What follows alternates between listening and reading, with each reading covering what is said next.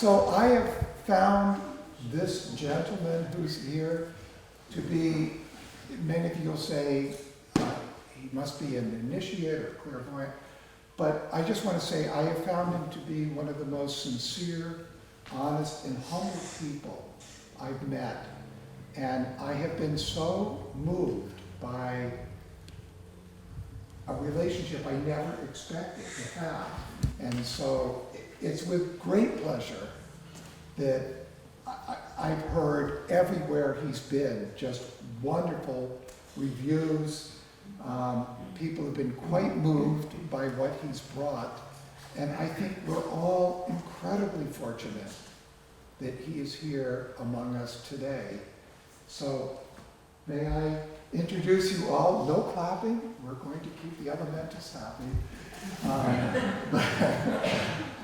And he was here yesterday, and for those who were here yesterday, I hope this expands, but for today, he'll be speaking about the elementals and expanding on some of what you heard yesterday. Thank you for coming. Thank you very much. Well, when they told me that I was to speak in the church, I got an acute headache, which is gone now, because I felt so sort of humble, and I have never done that before.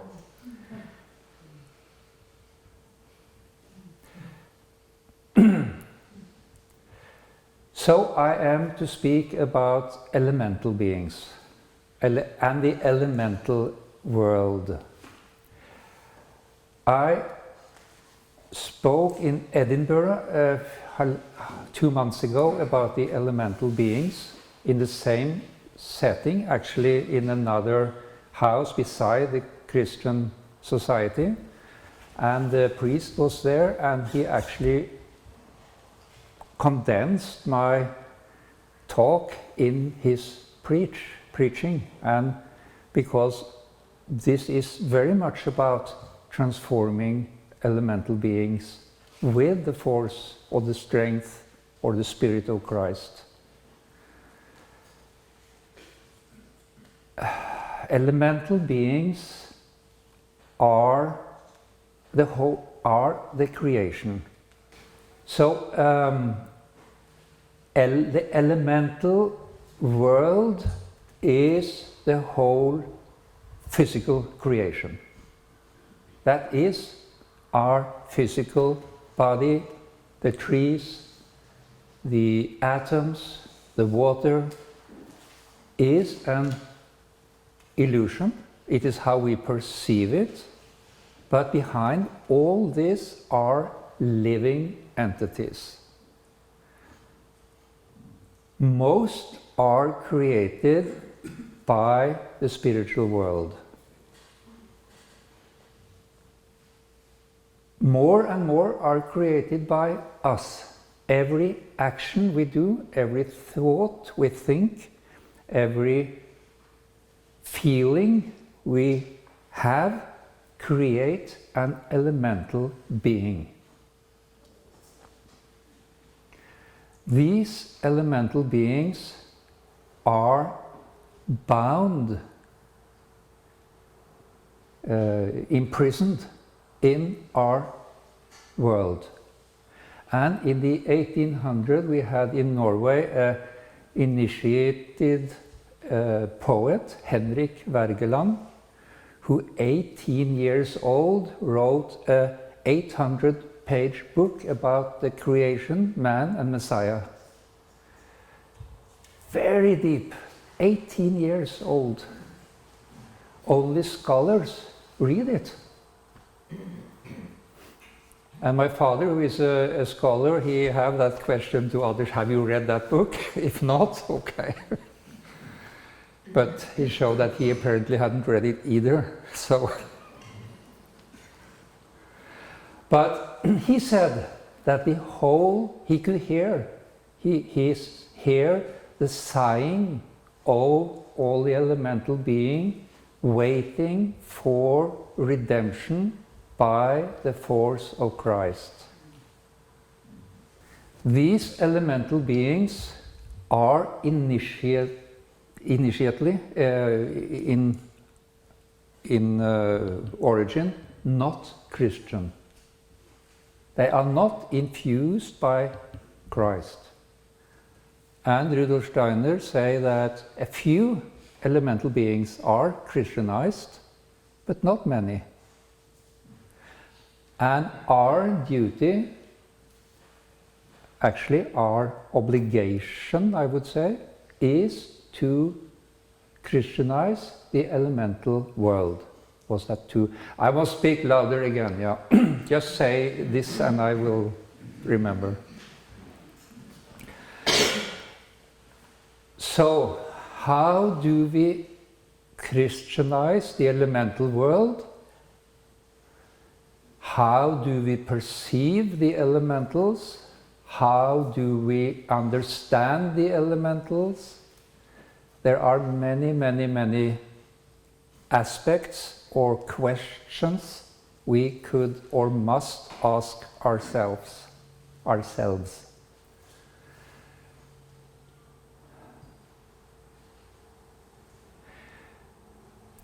In 1912, in Helsinki, on the Good Friday, original Good Friday, 3rd of April, Rudolf Steiner gave a lecture on how to enter the spiritual world. How we can fade into the white of the snow, blue of the sky, green of the meadows. But actually that is just examples. We can fade into whatever we want. And I think you understand what I mean by fade into. It is as if you meet an old friend you haven't seen for 20 years, and you are hungry and actually want to go home, and he starts to talk about his life, and he starts to show pictures of the children and grandchildren. At a certain point you disappear out because it doesn't actually interest you. You disappear out, that is a fading. And this you can consciously do. You do it also when you fall asleep. A little moment, you feel you fade into something. And if you can keep your consciousness, then you enter the elemental world. So, when we fade into something, we do enter the elemental world at the beginning. As I was so lucky when I grew up in Norway, which is at that time maybe 3 million people, a lot of space. After the corona, when they took away this 2 meter, it was written in the newspapers, now we can go back to our normal 5 meter.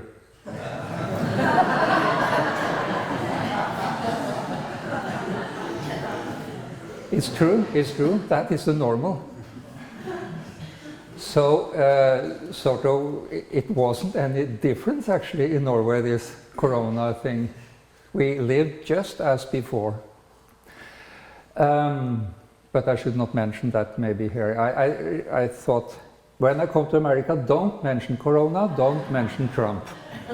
Keep away from certain things.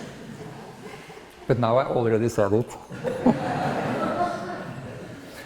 Well, so I grew up in this forest. I had no siblings, I had a periods no friends, I had no Walkman, I had no Game Boy, or what it is called, no iPhone, no television. Didn't come to Norway. Much later than America. So I walked into the nature, and as I had nothing to do, I stood there watching trees and faded into them and met the elemental world.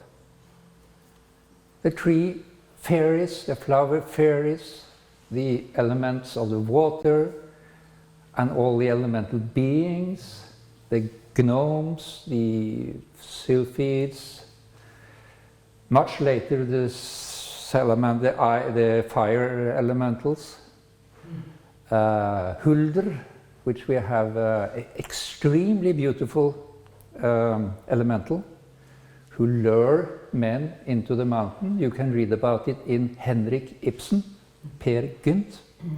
where he met this elemental. Henrik Ibsen was an initiate, according to Rudolf Steiner, and he described this elemental world and how it can, for those who meet it, actually be a little fatal. It can be dangerous sometimes, but that's how it is. I have met this beautiful woman once, and it was not difficult because she is extremely seductive, but at that time she was crying. She sat and cried and cried and cried and cried, so I wasn't in any danger. But then a few days later, this was a very old forest, I met her, and a few days later the machines came and cut down the forest, you know, these huge machines. So the elementals, they do not like our way of living.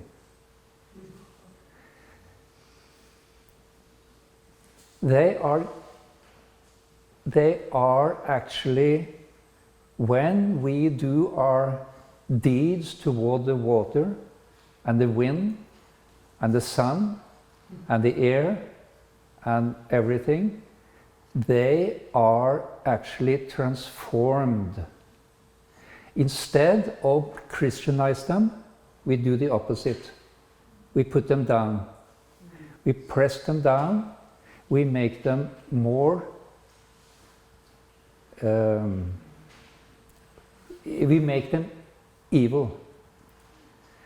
And it is exactly like it is said in the film The Lord of the Rings, when Saruman is asked where did the orcs come from.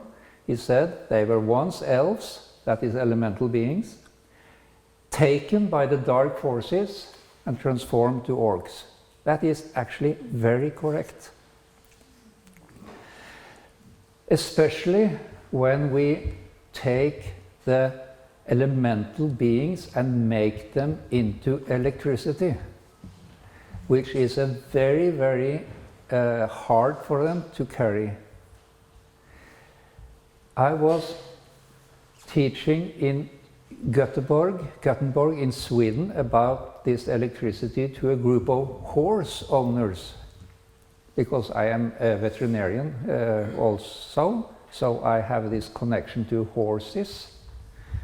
When I was full veterinarian, I had as my patients 10% of all the horses in Norway in my journals. So that's quite much. So I told them about the electricity in the stable and how that actually hurts the horses. And you see the elemental beings that we create by harnessing the water elementals. It's not that bad. And Norway have mostly waterfall electricity. They are bad, but not that bad. If we harness the wind elementals, take the energy out of the wind, that is a bigger intrusion than the water. But the worst is when we do the sunlight into so-called solar panels. Take these holy elemental beings and press them into electricity. That make extremely nasty elemental beings. And I was teaching this in Sweden. And then happened something very, very interesting. I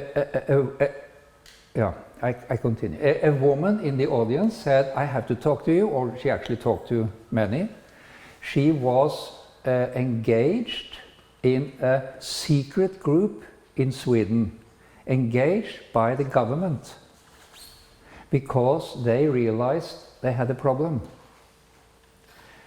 They realized that the more electricity from the solar panel that came into the grid, because it mixed with the other, the more electricity came in, the more machines were destroyed. And later I came home to Norway and I was aware of this with machines, and I read in the biggest newspaper that they had seen that mixed masters or televisions or radios that were in the cabins of the mountains of Norway, which is only supported by solar energy because they cannot have wires up in the mountains, they had half living time. So these elemental beings destroy the machines, and it is actually a disaster that we do this, because they, now I come to next. The elemental beings are of mainly three kinds. They are a great variety, but they are mainly of three kinds. Excuse my English.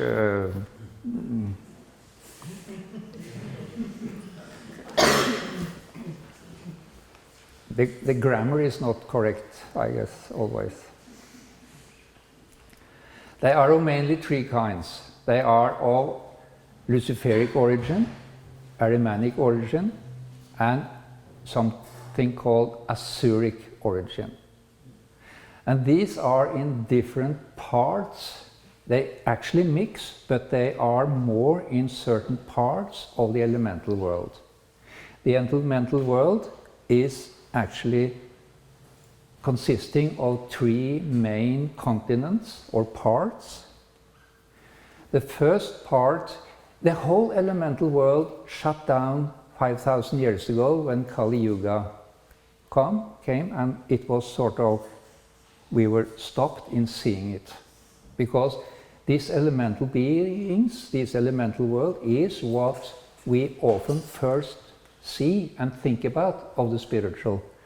Like Marco Pogacnik described these elemental beings, that is the first layer of this elemental world, which was the first to open after the Kali Yuga ended in 1899. So this first part was open, but the second and third was closed. And those who went there was sort of criticized by Rudolf Steiner because they were not supposed to go there.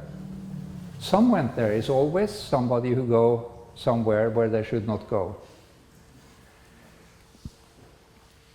Like in the fairy tale, when the boy opens the room that he shouldn't actually open, then everything gets upset and the princess gets very angry and he cannot marry her in 7 more years. That I never thought about. 7 more years. You see, it takes 70 years to open the second part. Wow. I always thought about this 70 years. It is always, when you do something wrong in the fairy tales, you have to wait 7 years. Almost always. In the reality, 70. So, in 1949, the second realm opened, which then we could venture further into the elemental world, and then in 2019 the last part of the elemental world opened, and we could venture all through the elemental world.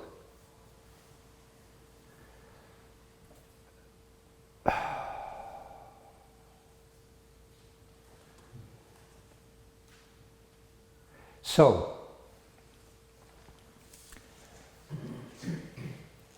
now we come to how the elemental beings behave.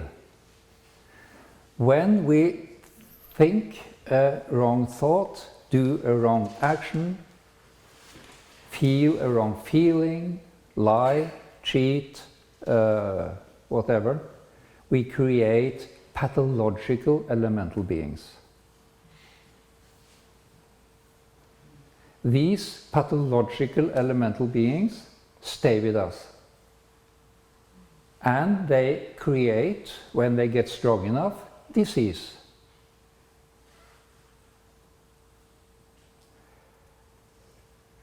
Now, these elemental beings can be transferred to others. If you don't sort of transform it in your own life, you can transform it, you can work with it, you can transform, then that is the right thing. Or you can even transform with the force of Christ, like happens during the consecration on this side here, always a transformation of elemental beings. That side, not this. And we can do that. We can transform them. If we do not transform them, they are going to others. And it gets more and more of these elemental beings. And the evil thickens. And the world is more and more dying and become materialized. So our only option, like they say in films, you have but one choice, is to transform the elemental beings. And as a veterinarian, of course, I saw that all diseases in animals come from the owner. They go over to the animal and create disease there. And then you go to the veterinarian and he gives an injection of penicillin, and then it goes on further, because that is not transforming anything. And to say it also, if he gives herbs, it happens the same. The human being, or homeopathy, it's only the human being with the Christ force who can transform the elemental beings. Only we can do that. The animals cannot do that. And we cannot do that without the Christ.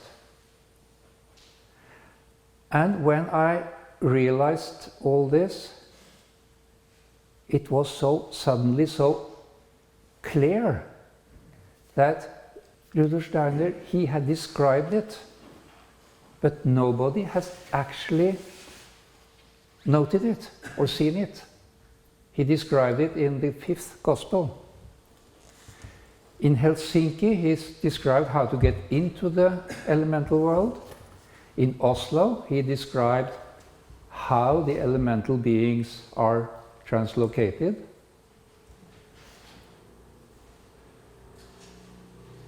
In the 5th Gospel, if you have read the 5th Gospel, if not, you should, the 4th and 5th lecture, where he described that how Jesus of Nazareth became depressed, more and more depressed, because he traveled a lot and he met many different medical, philosophical, religious systems, shamanistic systems, old systems, new systems, and he saw that none transformed the elemental beings. Even the Essene community did not transform it, even though they lived a very sort of right life. They was eating the right thing, they were keeping well and healthy. But then he said, Jesus of Nazareth saw Lucifer and Arman running away. He also connected to do some with the gates and pictures, not pictures. That is also part of their Hygienic community. So, and then he went to his mother and described how he was depressed because the world was lost. It was no hope. The evil was thickening. The elemental beings were multiplying. Nobody transformed them. There was no hope, and he was actually really depressed, which I was also as a veterinarian when I saw that. all the diseases came from human. You have to treat the owner. And none of my colleagues did that. You know, I also got depressed. To see this actually is quite depressive. So even Jesus, the highest initiate of all times, or the highest initiate of all times, got depressed. And then he, in this depression, he got sort of loosening of his ego, and he went to see John the Baptist and received the answer to this depression, the incarnation of Christ, the only force that can transform.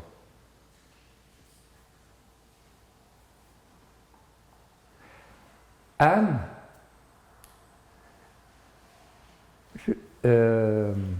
this transformation is something we all can do. We can transform the Luciferic elementals, the Ahrimanic elementals, the Asuric elementals by this Christ force. To do that,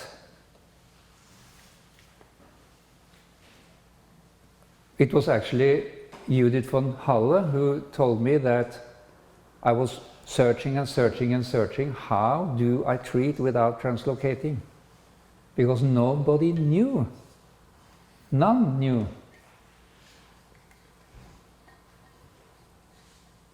I even asked Dornach, how do we do that? They didn't know.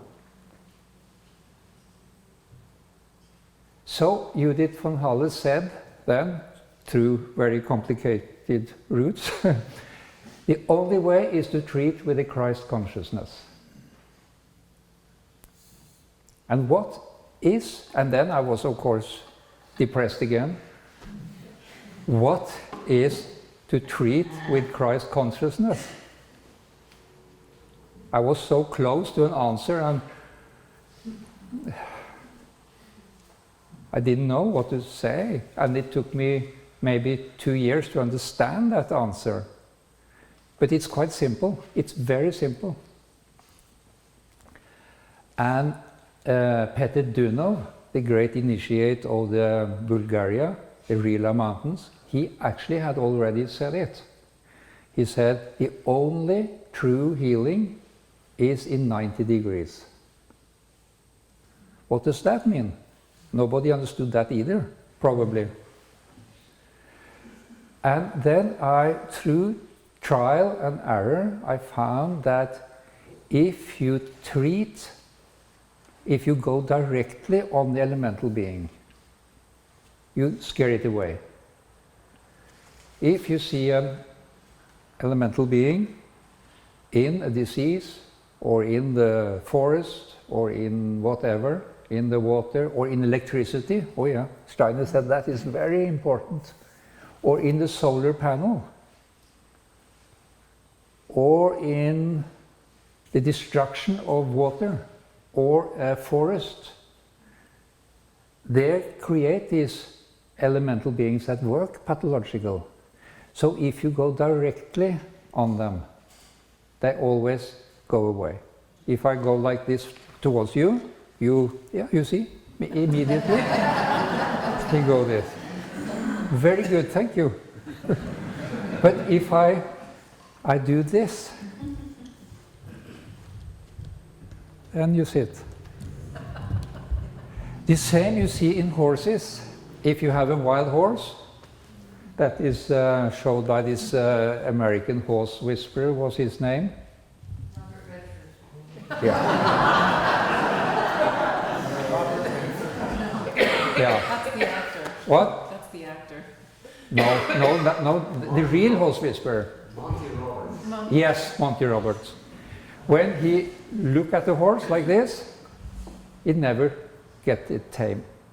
But when you stand like this, then it start to come and smell you. It's actually quite interesting to see this.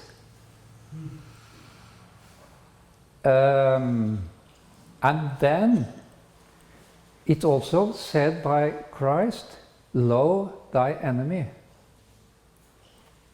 That means the disease is thy enemy. These pathological elemental beings is the enemy. But you have to love them. You're not supposed to treat them or give them whatever remedy or cortisone or whatever you want, or acupuncture or whatever. Even homeopathy, as Constantine Herring described, when you treat a patient with homeopathy, the disease moves from internal to external, end up with the eczema and then out. Okay, out. Where out? It goes to another.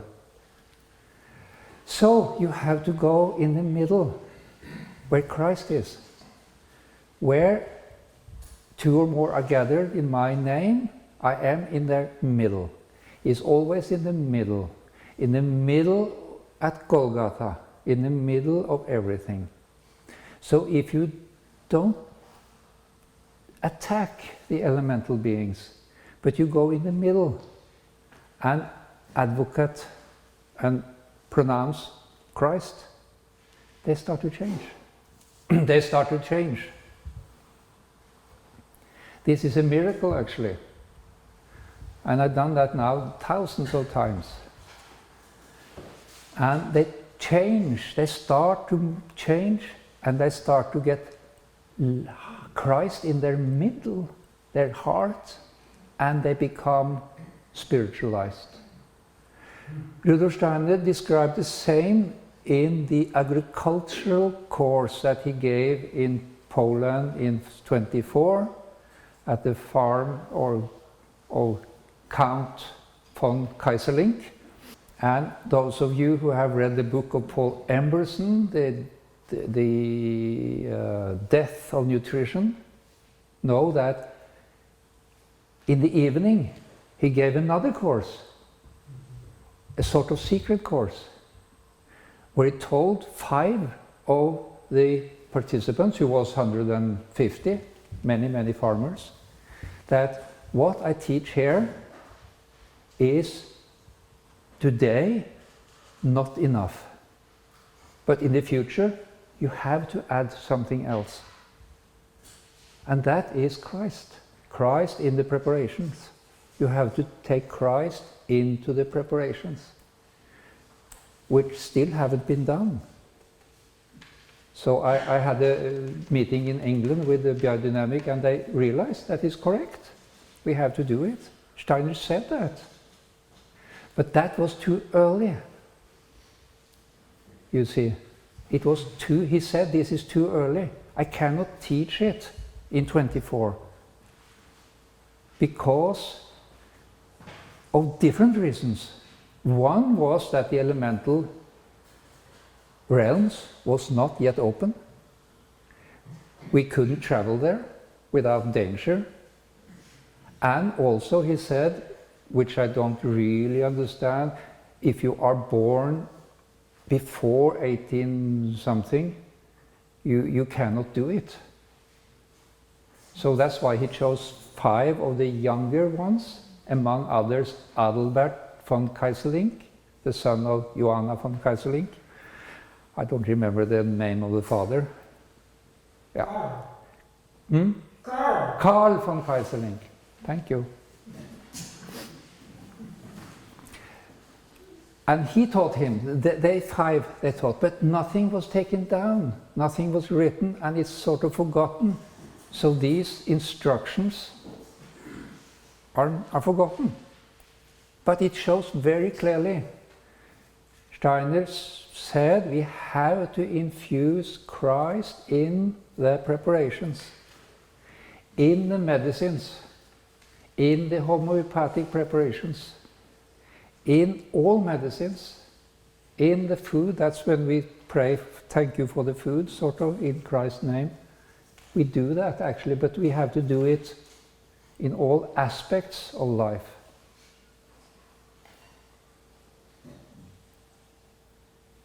And when you do that, they do not jump over to others. They do not translocate. then the evil is not thickening. Then it starts to light up. And then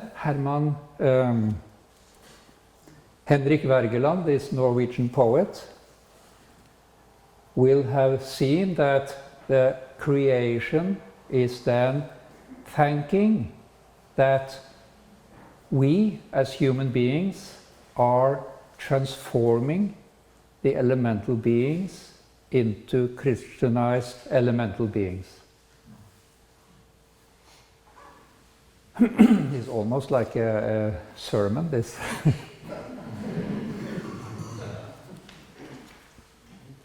I actually started on the priest education in Hamburg 3 years ago, but it was closed by COVID. 1 week before I started, so I sort of wanted to do. Everything was ready, I had room and everything, even a motorbike down in Hamburg.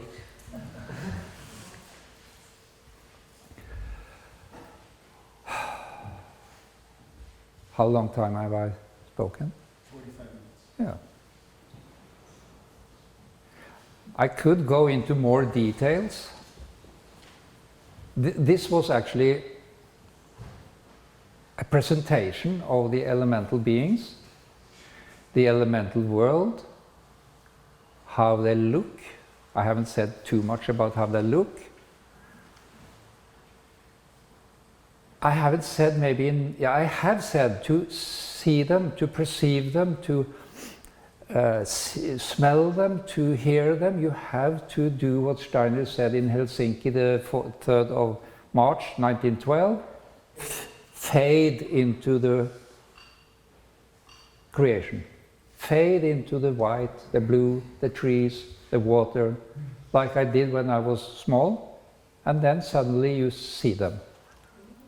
The first you see is a movement. You see the elemental beings, they always move. Like Goethe described in this fairy tale, the willow of the wisp. They move. Elemental beings always move. They are not, they have ADHD, all of them. So, and when you move, Norwegian humor maybe, when you fade into the movement, you start to see forms. And then you are in the third elemental realm, where the nature beings are, and which many have described. Many authors have actually described that, among others Pogachnik and others. And that is where you have your main work. Then you can perform a transformation of the elemental beings, that is the cause of disease, and then you do what Rudolf Steiner called hygienic occultism, because of course transforming elemental beings is occult. It's not like a hammer and nail. It is really occult. Nobody sees that you do it. And then you can go further into the second realm and transform the elemental beings there, which is much more Ahrimanic. And then you get a certain power over the atomic realm. Then you can go further into the first elemental realm and bring in Christ there, which is very difficult at the time being because it opened just a few years ago. And then you have a certain power over birth and death. So-called eugenic occultism, which according again to Rudolf Steiner is a necessity to do before we lose all life on earth, before women are unable to give birth, which happens around in the year 65, 65. That's a song. in the year 2525, if man is still alive, if woman can survive, you may see, and they go up to 75. I think they actually had read a little about Steiner. You remember that song? Yeah. We all are old enough.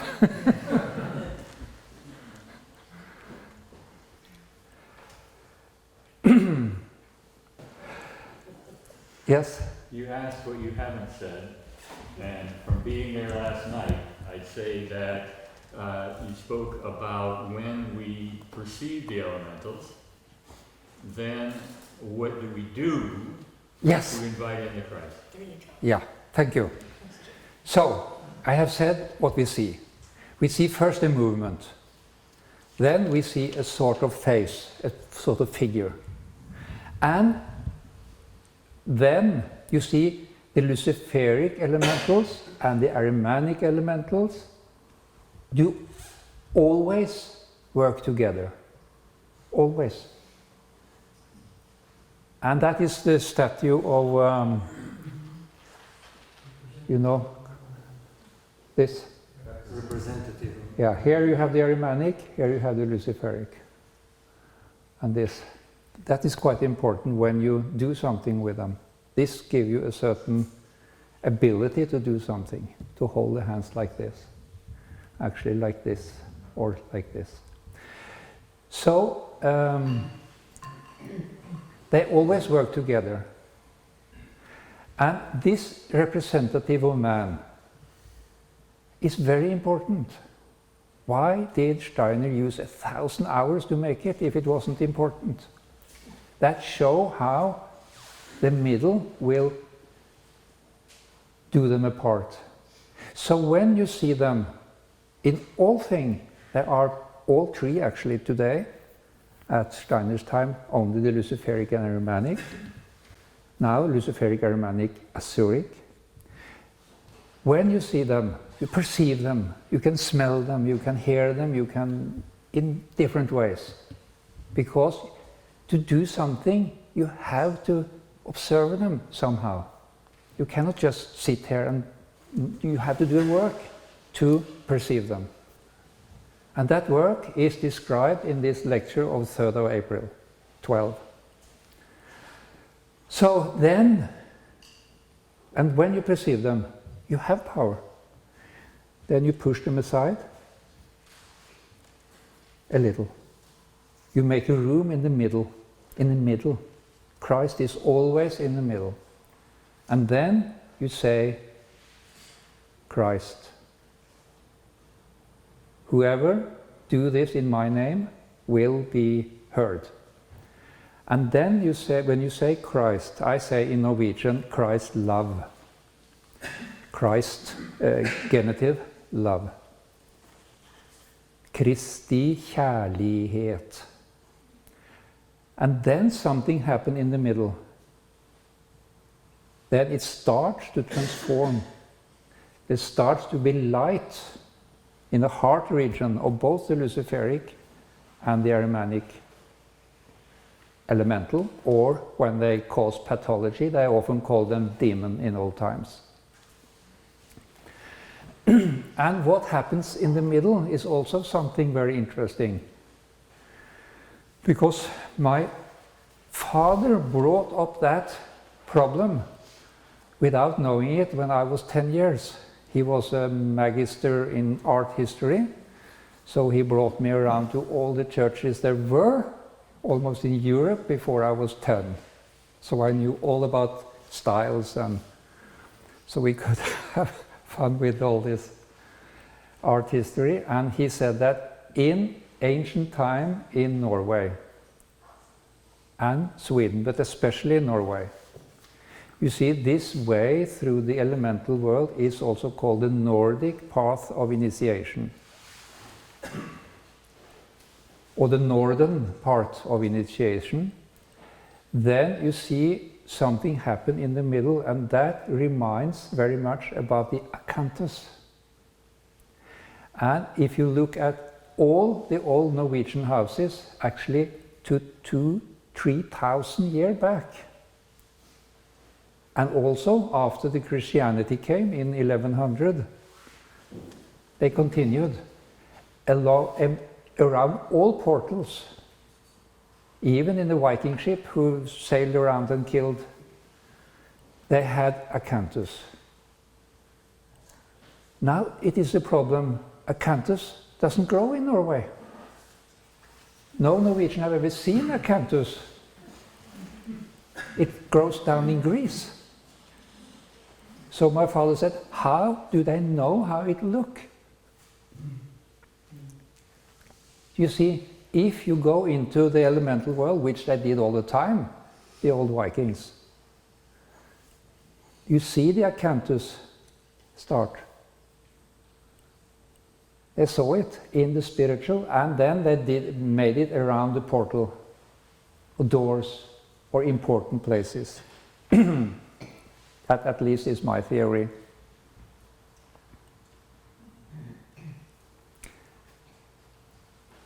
So my father wondered about that. Why do they paint acanthus? And then it happened in the 7th, 8th, 9th grade. In Norway, everybody have to paint the old Viking patterns. So we get a little wood piece, sort of, and colors, and a pencil, and we are to paint acanthus. And I did that. And, and I started to cry. I cried, and I cried, and I cried, and everybody thought I was an idiot. And I didn't know why I cried.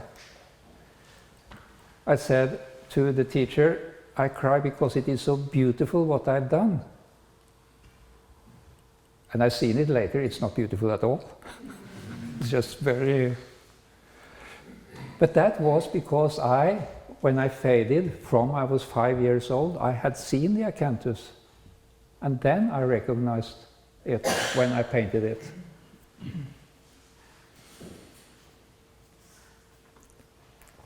And now there is a new coin in Norway.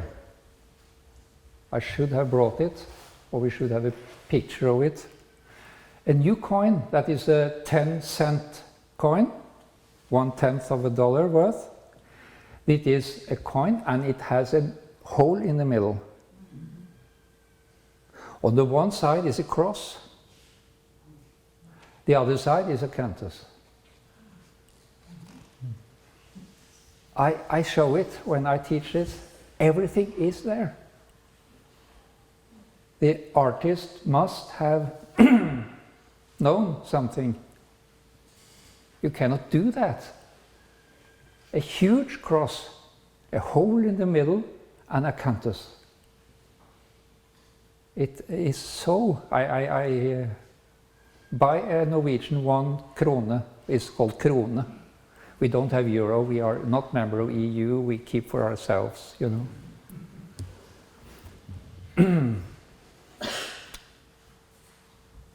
More? You are my guide in this. So there was a very, very helpful question last night at the end with a very surprising answer from you. Thank you. And the question was, what language do the elementals speak? Yeah.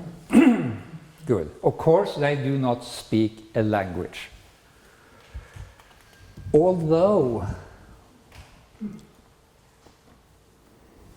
I will give a little bigger answer. I was with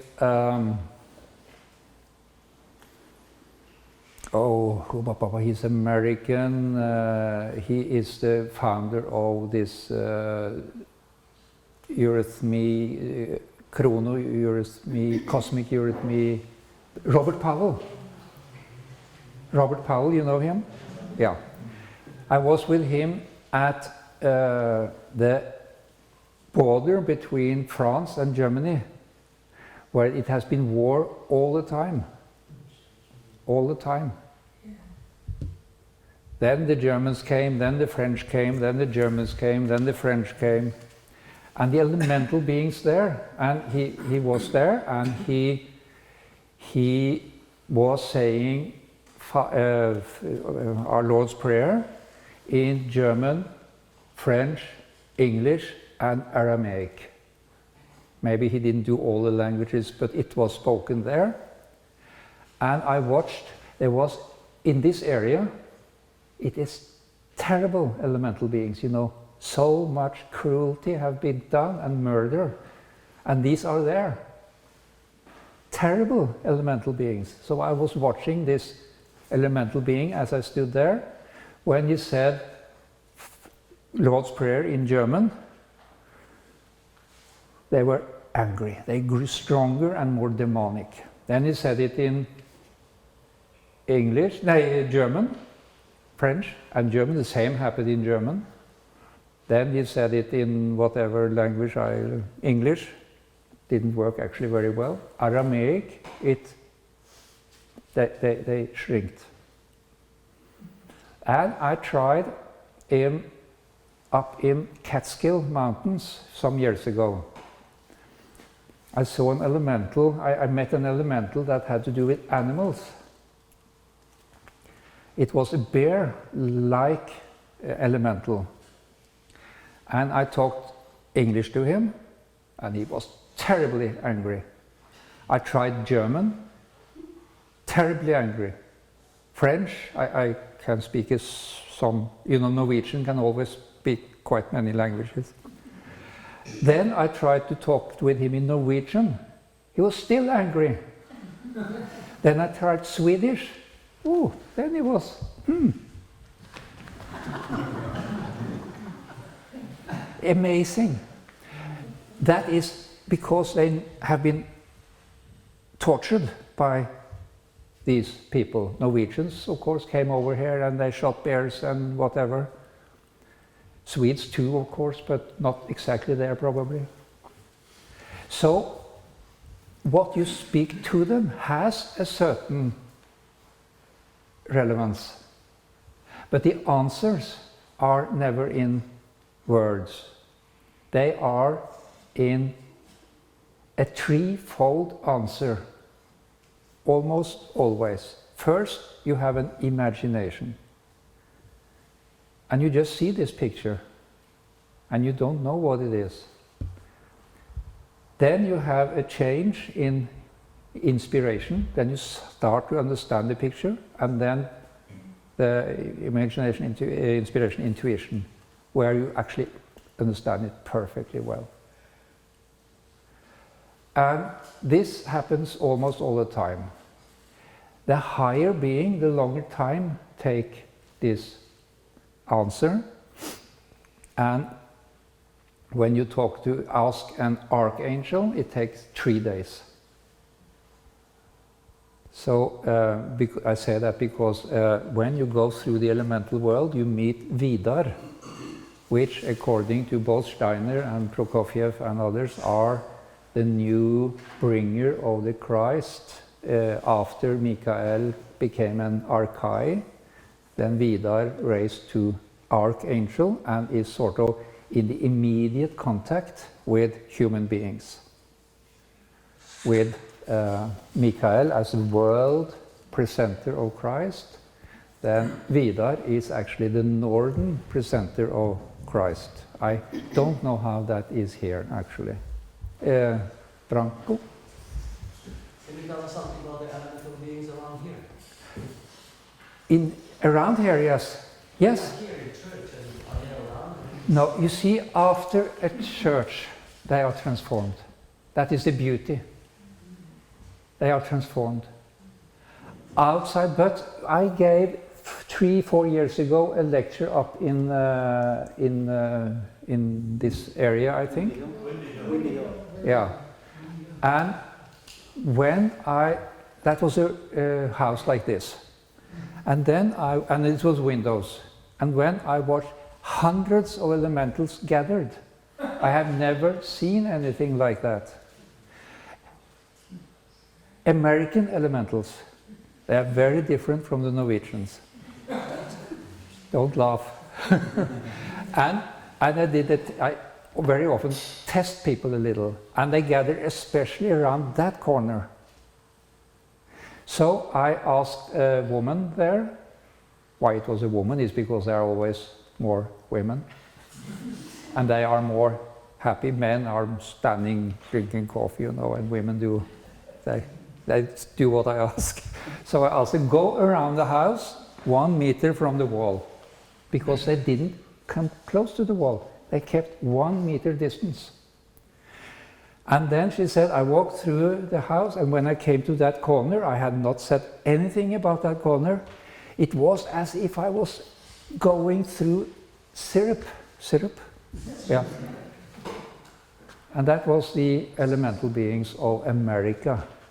The elemental beings in Alaska is different from here. The elemental beings in South America is the one I've seen. It's very different. In Siberia, in all over because in Norway Norway is sort of a center of the Aboriginal peoples, the Indians, the Sami people, and so on. And because in Norway they are freer than most other places. They have their own. They are actually over free now. They sort of, the pendulum goes the other way. So they have these gatherings in Norway called shaman gatherings. And they bring, and I sometimes go there, take the tent, and you know, stay 2-3 days, talk with the shamans of all the world. Very nice. Drinking shaga, having a good time. No, no, no, no, that's not legal in Norway. But, yeah, they bring their elemental beings. Because elemental beings, they are free to travel. They are not bound, they don't have to take plane. When you do a ritual, they come. They are sort of inhabitants of the world, although they belong in one place. That was a little about the American. The American, and that I also wondered about. All the Europeans' elementals, they have clothes on. They have clothes on. You can see that from all the pictures. And these, they have clothes on. They are actually quite nicely dressed. In America, they are naked. Bigfoot is an elemental being in America. He is hairy and naked and quite big. We don't have that in Europe. And that is strange. And somebody said to me, is it because we don't have a certain relation to them, that they don't imitate us? Because we have clothes, and the elemental beings, they have a certain relation to us, they can imitate us. It's an interesting question. Why are the American elementals naked? I don't know. Have you observed the elemental beings at the act of consecration? That's a ritual. Oh yeah, I said that in the beginning. They gather on this side of the altar.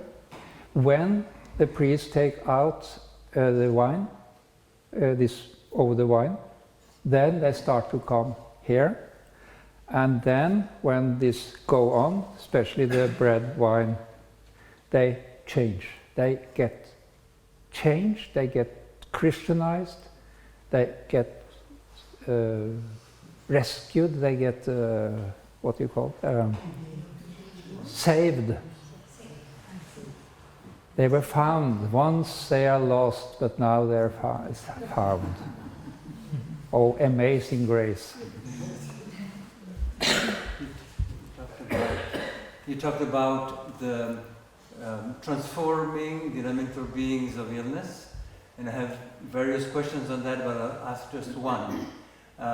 Dr. Bach was struggling all his life to overcome the polarity of homeopathic remedies and came up with the Bach flower remedies. What can you say about the elementals there, or how they work on the elementals? There is only one transforming force, and that is Christ. Period. I have never seen any treatment that depends also on the therapist, of course. You can give whatever you want if you have this Christ consciousness. Judith von Halle said, if you treat with Christ consciousness, you can use whatever you want. And as maybe Bach himself had it, but not his students. You know, Hahnemann, when I watched these things, that was before the 6 editions of Hahnemann's book was published. And I thought, Hahnemann must have observed it. Hahnemann could merge. He could transform. But that was he. He must have observed that others could not. But he hadn't written it, because in the beginning he always did it himself. But as he got famous, others did it.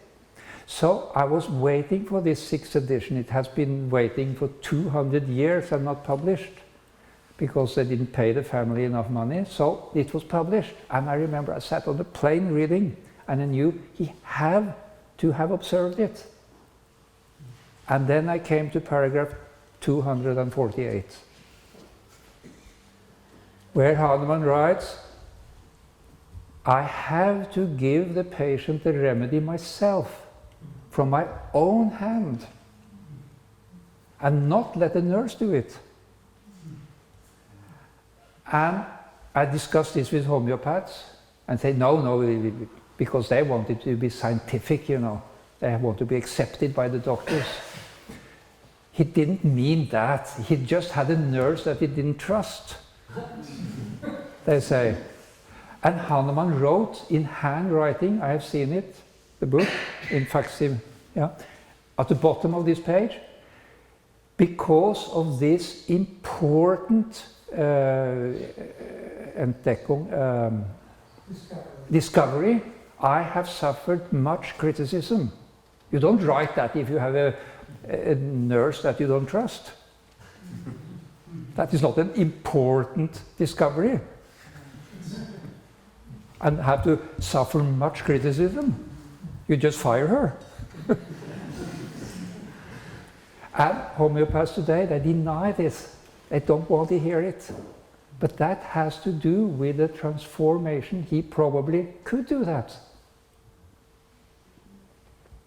He could fuse into the third realm. He gave it. He had, maybe he was Christian. You know, he could do it, and many can do it. But they have to do it. They have to be aware of it. Otherwise, they don't do it. And luckily, anthroposophic doctors are more aware of it, but not everybody. Acupuncturists are almost not aware of it, so they translocate all the time, which is also written in the old books. We translocate, no problem. But I need, you know, my voice and everything need... I was first asked to talk for half an hour, then I said 1 hour, and now it's been 1.5, I guess.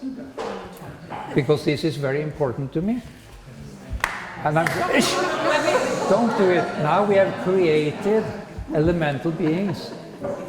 And I tell you, this is important to the elemental beings. And I tell you what happened. I will tell you some magic almost that happened. Because in Europe I am allowed to travel because I had COVID. And no problem, I had antibodies and whatever. So they allow me to fly wherever I want. But I'm not fully vaccinated like they call here. So I thought I could go to America.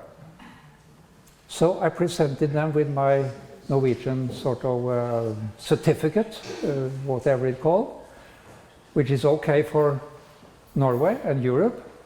And then the American said, no, you are not allowed to come. I thought I was. And I called Andrew, and he was also in shock. You know, all this was planned and not possible. So, I didn't know what to do. So next day I opened the page again, and suddenly it was written, black in white, so we say before, Are Thoresen have had 2 injections with Pfizer on this date and this date. Which is not true at all. It is just not true. So I immediately took a screenshot, sent it to the American authorities, and they say, welcome to America, Mr. Thoresen. Isn't it amazing? That was done by the elemental beings, because they can do these things. And that is one thing you will experience when you go into the elemental world. You will have a lot of surprises. A lot of surprises. Some good, some not so good. Okay, thank you.